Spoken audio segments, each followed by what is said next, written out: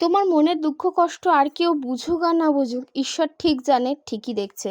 Hi everyone, welcome back to my channel. দিনটা ছিল 2রা April, যাচ্ছিলাম পুজো দিতে।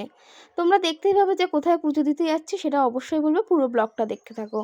আজকের পরেছিলাম এই জামাটা, তারপরে বেরিয়ে পড়েছিলাম কেনাকাটা করতে। এখানে দেখো গোপালের কত সুন্দর সুন্দর জামা বিক্রি হচ্ছে, এখানে প্রচুর জিনিস পাওয়া যায়। তারপর শ্রী চৈতন্যদেবের মূর্তি দেখলাম, রাধাকৃষ্ণের মূর্তি দেখলাম, 7 সখীরও দেখলাম। দূর থেকেই দেখালাম, ভেতরে কিন্তু ঢোকার পরিস্থিতি নেই। তারপরে এখানে পূর্ণিমাও উঠেছিল, পূর্ণিমার কত সুন্দর চাঁদ উঠেছে দেখো। তারপরে চলে গেছিলাম পুজো দিতে বজরংবলীর মন্দিরে। এটা রয়েছে সদাবেত্তর ঠিক পাশে একটি মন্দির। মন্দিরটা খুবই জাগ্রত মন্দির, সেখানেই গেছিলাম পুজো দিতে। মন্দিরের ভিতরে আমি ঢুকতে পারছিলাম না, আমি আর আমার একটা বান্ধবী গিয়েছিলাম।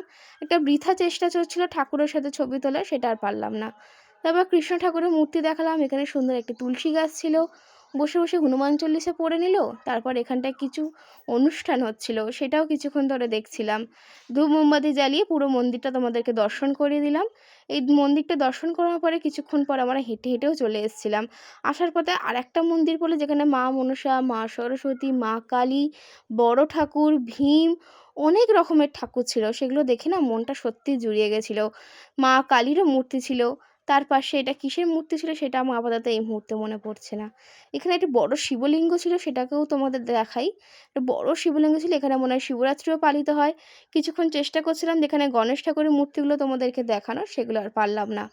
কিছুক্ষণ পরে দেখছিলাম যে বজরংবলীর উদ্দেশ্যে এরা জল চাগাতে নিয়ে যাচ্ছে।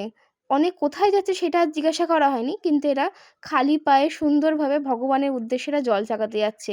এতটুকু তো বুঝতে পেরেছি, তোমরা যদি জেনে থাকো অবশ্যই কমেন্টে জানাবে। আসার সময় আরেকটি মন্দির দিলাম, যেখানে বজরংবলী মন্দির ছিল, শিব ঠাকুর ছিল, শিব দুর্গা ছিল, আরও অনেক রকমের মূর্তি ছিল। এখানে প্রচুর মানুষজনেরও ভিড় ছিল। বাড়ি চলে এসেছিলাম প্রচণ্ড গরমে। তারপর হাঁটতে হাঁটতে যেহেতু বাড়ি এসেছি, প্রচণ্ড গরম লাগছিল। আসার সময় আর কিচ্ছু নিয়ে আসা হয়নি বাড়ির জন্য। আজকে পর্যন্ত এই অবধি ছিল ব্লগটা।